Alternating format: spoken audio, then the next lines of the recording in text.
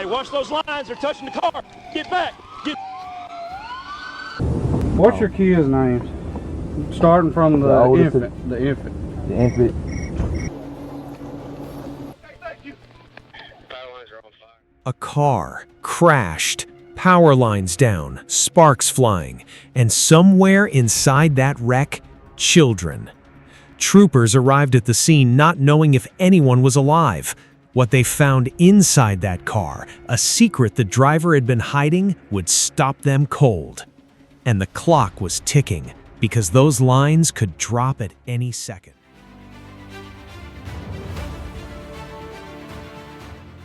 Welcome back to the channel. If you're new here, this is where we break down real body cam footage, real officers, real moments. Nothing is staged, nothing is scripted. Today's incident comes from a state trooper traffic stop that turned into something no one expected. It started on a dark road in the early hours of the morning, a routine crash call, but nothing about this night would be routine, because when the troopers got there and looked inside that car, they couldn't believe what they saw. Stay with us. It was 4 a.m., the kind of hour when roads are empty and nothing good happens. A call came in. Vehicle crash, unknown injuries. Troopers responded. When they pulled up to the scene, they saw it immediately. A car off the road and power lines down. Not just near the car, touching it. Live electrical lines draped over a crashed vehicle. That's not just a car accident anymore. That's a death trap. One wrong move, one person steps out at the wrong moment, one line drops another inch, and people die. Hey, watch those lines. They're touching the car. Get back. Get back. The troopers knew this. They felt it. The air around the car was charged, literally and figuratively. One trooper immediately called out to keep people back. Watch those lines. They're touching the car. Get back. His voice was calm, but firm, because panic in that moment gets people killed. They had to move fast, but they had to move smart. And then they heard it. Movement inside the car. People, alive, trapped. A voice called out from inside the wreck. I don't know where my baby's at. A baby. There was a baby in that car. The trooper responded immediately. I have your baby. She's okay. A small relief, but only small because those power lines were still live and they were still right there. One trooper looked up at the lines. They were sparking, smoldering. He said what everyone was already thinking. I don't know how much longer that's going to hold before it burns and falls. The situation was desperate. People needed to get out of that car, but getting out of that car might kill them. If a live power line is grounded through a vehicle and you step out and touch the ground at the same time, the current runs straight through your body. Troopers are trained on this. They know it. So they made a decision. They had to guide each person out, one at a time, carefully. Hey, sweetie, you see Trooper Harper? Go right to him.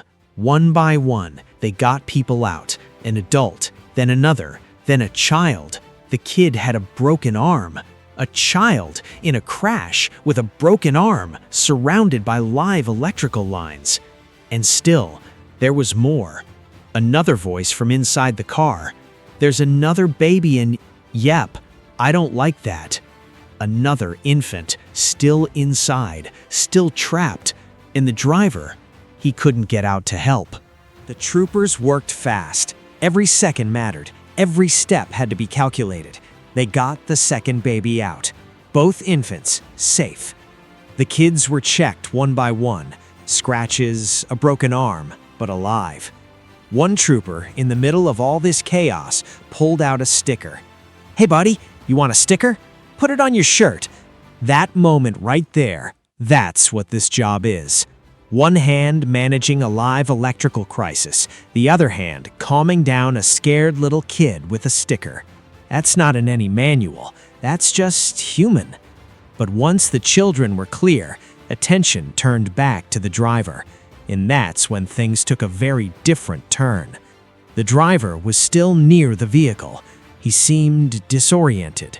anxious. And then he started moving, running. A trooper stopped him immediately. "Hey, why are you running?" The driver stumbled over his words, and then he said it. "I had a gun in the car." A gun in the same car as the babies, in the same car that just crashed with live power lines draped over it. The trooper's next question came fast. "You a felon?" The driver's answer, "Uh-huh." There it is, a convicted felon with a firearm, multiple children in the car, speeding. The transcript clocks this car at 147 miles per hour earlier in the incident. 147 miles per hour on a dark road with babies in the back seat. The troopers now had a completely different situation on their hands. What started as a crash rescue had become a crime scene. The driver was placed in the back of a patrol car, and then came a moment that stopped even the troopers. One officer asked a simple question, "What are your kids' names?" starting from the infant. The driver paused, then said they call the infant Big Mama, then struggled to remember the actual birth name. He couldn't remember his own child's name. One trooper said it quietly but clearly, "We'll get in contact with the mama when she remembers her kid's name." The exhaustion in his voice said everything. And then, beyond the immediate crisis, a trooper walked back to the patrol car where the driver was sitting. His words were measured, tired, honest. "So I'm beyond feeling sorry now. I'm at the off stage." That line tells you everything. These troopers showed up and risked their lives to pull children out of a car wrapped in live power lines. They gave a child a sticker. They carried a baby to safety. And this is what they found on the other side of it. Let's take a step back and look at what actually happened here. A man drove over 140 miles per hour with multiple children, including at least 2 infants in the vehicle. He crashed. Power lines came down on the car. His children were trapped with live electrical lines inches away from them. And on top of all of that, he was a convicted felon in possession of a firearm. The troopers on scene did everything right. They kept their heads in an incredibly dangerous situation. They moved those children to safety, one at a time, while managing live electrical lines that could have dropped and killed everyone. They kept calm, they gave out stickers, they talked gently to scared kids, and when the time came, they did their jobs and held the driver accountable. But here's what sticks with me. Those children didn't choose to be in that car. They didn't choose to travel at 147 miles per hour in the middle of the night. They didn't choose any of it. A child with a broken arm, babies who can't even speak, just trusting the adults around them. And the one adult who should have been protecting them most was the one putting them in danger. The troopers were the real protectors that night, not just of the law, but of those kids. And that matters. If you made it this far, you already know what to do. Hit that like button. It helps more people find videos like this one. Subscribe if you're new. We cover real body cam footage every week. Real stories, real officers, no fluff. And drop a comment below. What do you think should happen to a parent who drives at 147 miles per hour with their children in the car? Let me know. I'll see you in the next one.